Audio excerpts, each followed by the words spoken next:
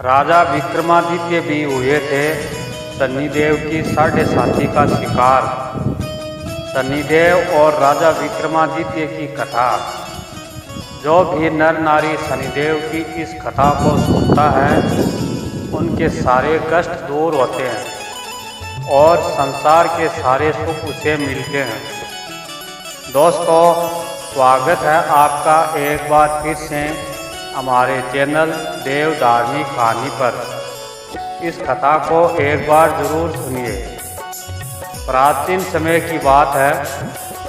सूर्य, चंद्रमा, मंगल, बुध, बृहस्पति, शुक्र, शनि, राहु और केतु अर्थात यह 9 ग्रह एक स्थान पर एकत्रित हुए। परस्पर वाद विवाद होने लगा कि हम लोगों में सबसे बड़ा और श्रेष्ठ ग्रह कौन है। सभी अपने आप को बड़ा मान रहे थे। कोई भी अपने आप को छोटा ग्रह कहना पसंद नहीं करते थे। इस कहानी को सुनने और सुनाने से पुण्य मिलता है, इसलिए कहानी को पूरा सुनकर जाना और चैनल को सब्सक्राइब कर लेना। काफ़ी समय तक बहुत तर्क वितर्क के पश्चात भी जब कोई निर्णय नहीं हुआ तो सभी ग्रह आपस में उलझते हुए अपने विषय के प्रति गंभीर हुए और देवराज इंद्र के पास जा पहुँचे और बोले, हे इंद्र, आप सब देवों के देव हैं।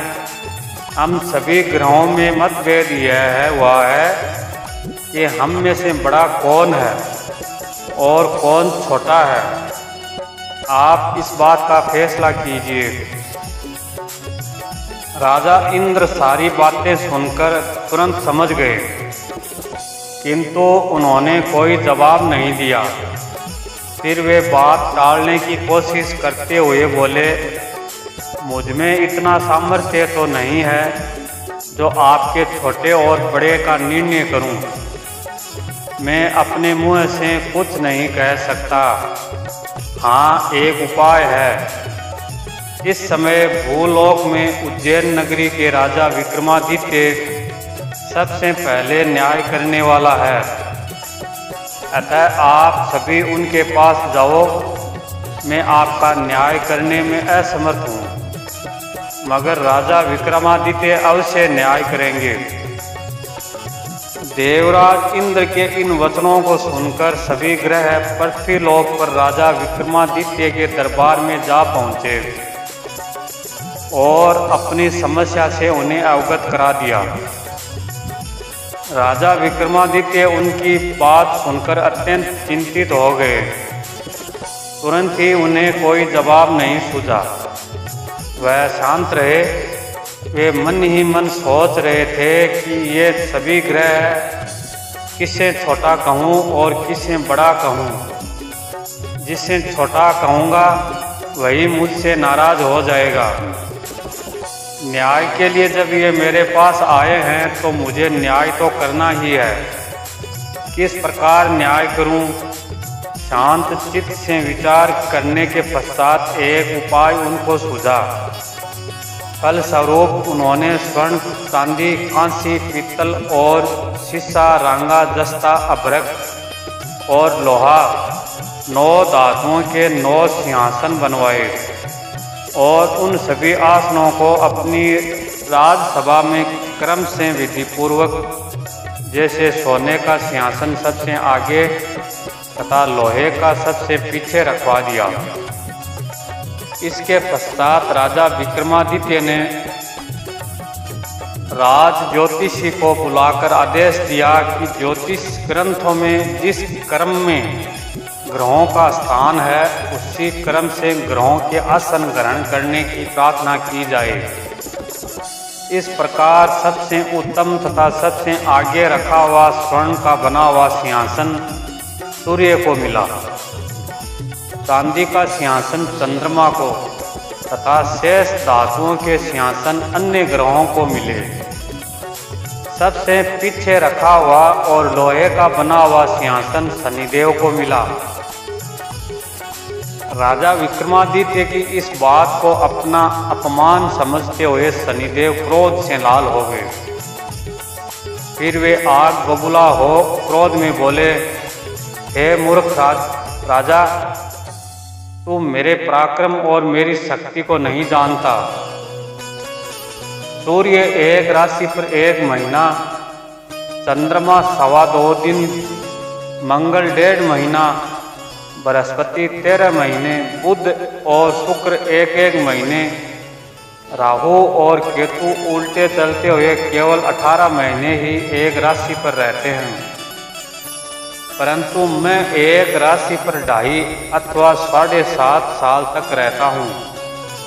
बड़े बड़े देवताओं को मैंने कठोर दुख और कष्ट दिए हैं। राजन, ध्यानपूर्वक मेरी बात सुनो। मर्यादा पुरुषोत्तम भगवान रामचंद्र भी जब मेरे 7.5 साथी आए तो उन्हें राज त्याग कर वनवास को जाना पड़ा। रावण पर 7.5 साथी आई तो राम और लक्ष्मण ने लंका पर आक्रमण कर दिया। उसकी सोने की लंका जल गई और रावण ने अपने कुल का नाश कर लिया। हे राजन, अब तुम भी सावधान रहना। विक्रमादित्य ने कुछ सोचकर कहा, हे शनिदेव, मैंने अपनी बुद्धि और विवेक के अनुसार जो उचित न्याय सूझा वह मैंने किया। अब जो होगा वह भी देखा जाएगा। मैं आपकी धमकी से नहीं डरता। जैसा मेरे भाग्य में होगा वह तो भोगना ही पड़ेगा, चाहे अच्छा हो अथवा बुरा हो।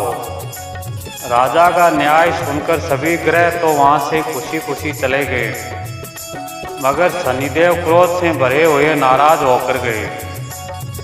कुछ समय तो ऐसे ही बीत गया, मगर कुछ समय बाद राजा विक्रमादित्य पर शनि ग्रह की 7.5 का प्रवेश हुआ तो शनिदेव ने अपना प्रभाव दिखाना शुरू कर दिया। शनिदेव घोड़ों के व्यापारी का रूप धारण करके अनेक सुंदर घोड़े साथ ले राजा विक्रमादित्य की राजधानी उज्जैन में आ पहुंचे। जब राजा ने घोड़े के सौदागर के आने की बात सुनी तो उन्होंने अपने अश्वपाल को सुंदर और शक्तिशाली घोड़े खरीदकर ले आने को कहा। घोड़े बेहद सुंदर और शक्तिशाली थे। अश्वपाल उनके दाम सुनकर चौंक पड़ा। उन्हें गहरा आश्चर्य हुआ। उसने तुरंत राजा को खबर दी। अश्वपाल के कहने पर राजा ने घोड़ों को देखा और एक अच्छा घोड़ा देखकर उस पर सवारी करने के लिए चढ़ गया। राजा के घोड़े पर चढ़ते ही घोड़ा तीव्र गति से दौड़ पड़ा। फिर घोड़ा राजा को लेकर एक घने जंगल में पहुंच गया तथा वहीं राजा विक्रमादित्य को अपनी पीठ से पृथ्वी पर गिराकर अदृश्य हो गया। उसके बाद राजा बियावान जंगल में भूखा प्यासा इधर उधर भटकने लगा। राजा के हाल बेहाल हो गए। भटकते भटकते बहुत देर बाद राजा ने एक ग्वाले को देखा। ग्वाले से निवेदन करने पर ग्वाले ने प्यास से व्याकुल राजा को पानी पिलाया और एक नगर का रास्ता भी बताया जो उस स्थान के समीप ही था। उस वक्त राजा की अंगुली में एक अंगूठी थी। राजा ने खुश होकर ग्वाले को वह अंगूठी दे दी और फिर शहर की ओर चल पड़ा। राजा नगर में पहुंचकर एक सेठ साहूकार की दुकान में जाकर बैठ गया। राजा ने खुद को उज्जैन का निवासी और अपना नाम गोपाल बताया। साहूकार ने राजा को उच्च घराने का समझकर पानी पिलाया। भाग्यवश उस दिन साहूकार की बिक्री पहले की अपेक्षा अधिक हुई। तब सेठ ने राजा को भाग्यवान मानकर उसने अपने साथ अपने घर ले गया और भोजन कराया।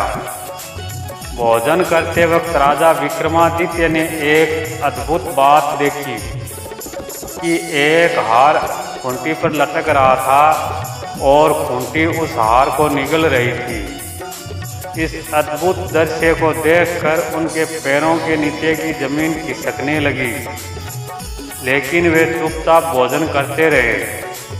इसके बाद जब साहूकार खूंटी पर से हार उतारने के लिए गए तो खूंटी पर वह हार नहीं मिला। तब उसने सोचा कि गोपाल के अलावा कोई और व्यक्ति उस कमरे में नहीं आया, अतः हार की चोरी इसी व्यक्ति ने की है। सेठ जी ने गोपाल पर चोरी का आरोप लगाते हुए हार लौटाने को कहा, पर राजा ने अपनी सफाई देते हुए कहा कि हे सेठ जी, मैंने आपका हार नहीं चुराया। आपका हार ये खूंटी निगल गई। मैंने खूंटी को हार निगलते हुए देखा है। आपका हार खूंटी निगल गई। खूंटी हार कैसे निगल सकती है भला? बेजान चीज़ें भी किसी चीज़ को निगल सकती है कभी। इस पर विवाद बढ़ता गया और सेठ गोपाल को उस नगर के राजा के पास ले गया और सारी बात कह सुनाई। राजा ने आज्ञा दी कि हार का चोर यही व्यक्ति है, इसके हाथ पैर काटकर अपाहिज कर दो। राजा की आज्ञा पाकर उसके सैनिकों ने विक्रमादित्य के हाथ पैर काटकर जंगल में फेंक दिया। फलस्वरूप राजा विक्रमादित्य अपाहिज होकर इधर उधर भटकने लगा। अब बेचारे राजा की हालत ऐसी हो गई कि किसी ने रोटी का टुकड़ा मुंह में डाल दिया तो खा लिया, अन्यथा यूं ही भूखा प्यासा पड़ा रहा। रास्ते जाते एक तेली की नज़र उस पर पड़ी और वह उस पर तरस खाकर उसे थोड़ा सा तेल उसके घावों पर लगाने को दे दिया, जिसके फलस्वरूप तेली का व्यापार उसी दिन से बहुत तेजी से बढ़ने लगा। 2-4 दिन यह क्रम चलता रहा तो तेली ने व्यापार वृद्धि से प्रसन्न हो विक्रमादित्य को अपने घर ले गया और कोल्हू पर बिठा दिया। विक्रमादित्य कोल्हू पर बैठा अपनी आवाज़ से बैलों को हाँकता रहता। कुछ वर्षों में शनि की दशा समाप्त हो गई। गोपाल उदासी काटने के लिए कभी कभी मल्हार राग गाया करता था। एक रात वह वर्षा को देखकर राग मल्हार गाने लगा। उसका गीत सुनकर उस शहर के राजा की कन्या उस पर मोहित हो गई और दासी से खबर लाने के लिए कहा कि देखो जरा इस राग को कौन गा रहा है। दासी ने देखा कि एक अपाहिज व्यक्ति तेली के कोल्हू पर बैठा मल्हार गा रहा है। दासी ने महल में आकर सारी बात बताई। उसी समय राजकुमारी ने निर्णय ले लिया कि वह उसी व्यक्ति से शादी करेगी जो मल्हार गा रहा था। प्रातःकाल दासी जब राजकुमारी को जगाने गई तो राजकुमारी ने खाना पीना भी त्याग कर बिस्तर पर पड़ी पड़ी रो रही थी। दासी राजकुमारी का यह हाल देखकर घबरा उठी। वह तुरंत राजा रानी के पास जा पहुंची और उनसे सारी बातें कह सुनाई। राजा रानी तुरंत राजकुमारी के पास आए और उससे उसके दुख का कारण पूछा। बेटी, तुम क्यों अनशन लिए पड़ी हो? तुम्हें किस बात का दुख है? जो भी पीड़ा हमसे कहो, हम तुम्हारा दुख दूर करने का प्रयत्न करेंगे। राजकुमारी ने अपने मन की मनसा राजा रानी को बता दी। बेटी, वह अपाहिज है, तेली के कोल्हू के बैल हाँकता है। वह भला तुम्हें क्या सुख देगा? तुम्हारा विवाह तो किसी राजकुमार से होगा। मेरा कहा मानो और अपनी जिद छोड़ दो। मगर राजकुमारी अपनी जिद पर अड़ गई। राजा रानी के अलावा परिजनों ने भी राजकुमारी को काफ़ी समझाया, मगर राजकुमारी नहीं मानी। वह अपनी जिद पर अड़ी रही। उसने कहा, यदि मेरा विवाह उस व्यक्ति के साथ नहीं हुआ तो मैं अपने प्राण त्याग दूंगी। बेटी की जिद देख राजा क्रोधित हो गया और बोला, तेरी ऐसी ही जिद है तो जो तुझे अच्छा लगे वैसा ही कर। फिर राजा ने तेली को बुलाया, उसे सारा हाल कह सुनाया और तेली को अपाहिज व्यक्ति से अपनी बेटी के विवाह की तैयारी करने का आदेश दिया। तब फिर राजकुमारी का विवाह अपाहिज विक्रमादित्य के साथ हो गया। रात्रि को जब राजा विक्रमादित्य और राजकुमारी महल में सोए हुए थे, तब आधी रात को शनिदेव ने विक्रमादित्य को स्वप्न में दर्शन दिए और कहा, हे राजा, मुझे छोटा बताकर तूने कितने कष्ट और दुख सहे हैं, इसकी कल्पना कर। विक्रमादित्य ने स्वप्न में ही शनिदेव से क्षमा याचना की, जिसके परिणाम स्वरूप शनि ने प्रसन्न होकर राजा को पुनः हाथ पैर प्रदान कर दिए। राजा गदगद हो गया, शनि महाराज के गुणगान करने लगा। तत्पश्चात विनय करते हुए राजा ने विक्रमादित्य से कहा, हे शनिदेव, आपने जैसा दुख मुझे दिया ऐसा दुख आप किसी को न दें। शनिदेव ने राजा की प्रार्थना स्वीकार कर बोले, जो व्यक्ति मेरी कथा सुनाएगा तो उससे कोई दुख नहीं होगा, और जो व्यक्ति नित्य मेरा ध्यान करेगा, शनिवार को मुझे तेल अर्पण करेगा या चींटियों को आटा खिलाएगा, उसके संपूर्ण मनोरथ पूर्ण होंगे। इतना कहकर शनिदेव अंतर ध्यान हो गए। जब राजकुमारी की आंख खुली और उसने राजा के हाथ पांव देखे तो चकित रह गई। विक्रमादित्य ने सब हाल कह सुनाया तो राजकुमारी बहुत प्रसन्न हुई। यह समाचार राज दरबार से लेकर पूरे शहर में तुरंत फैल गया और सब राजकुमारी को भाग्यशाली कहने लगे। जब सेठ साहूकार ने यह बात सुनी और यह जाना कि वह व्यक्ति कोई साधारण व्यक्ति नहीं बल्कि राजा विक्रमादित्य है, तो वह उसके कदमों में आ गिरा और अपने किए की माफ़ी मांगने लगा। राजा विक्रमादित्य ने कहा, इसमें तुम्हारा कोई दोष नहीं है, मुझ पर शनिदेव का प्रकोप था। सेठ बोला, राजन, अब मुझे तभी आत्मीय शांति मिलेगी जब आप मेरे घर चलकर भोजन ग्रहण करेंगे। ठीक है, मैं जाऊंगा। और फिर राजा विक्रमादित्य सेठ साहूकार के घर भोजन करने पहुंच गए। जिस समय वह भोजन कर रहे थे, एक आश्चर्यजनक बात हुई। जो खूंटी पहले हार निगल रही थी, वही खूंटी अब हार उगल रही थी। भोजन ग्रहण करने के पश्चात साहूकार ने कहा, राजन, मेरी श्री कंवरी नाम की एक कन्या है, उसका पाणी ग्रहण आप करें। इसके बाद सेठ ने अपनी कन्या का विवाह बड़ी धूमधाम से राजा विक्रमादित्य के साथ कर दिया।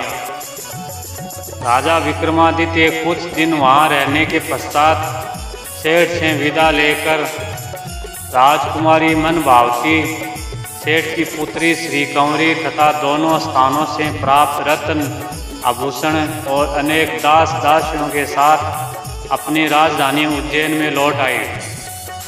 आवागमन पर सारे राज्य में खुशियां मनाई गई। राजा ने अपने राज्य में ढिंढोरा पिटवा दिया कि संपूर्ण ग्रहों में शनिदेव श्रेष्ठ और बड़े हैं। मैंने उन्हें छोटा कहा, इसलिए मुझे इतने दिन कष्ट उठाने पड़े। तभी से उनके राज्य में शनिदेव की पूजा होने लगी। तभी घरों में शनि की कथा का पाठ होने लगा, जिसके कारण उस उज्जैन नगरी के निवासी समस्त सुखों को प्राप्त करते हैं। दोस्तों, आपको ये कहानी कैसी लगी? कमेंट में शनिदेव की जय जरूर लिखना। धन्यवाद। बोलिए शनि महाराज की जय।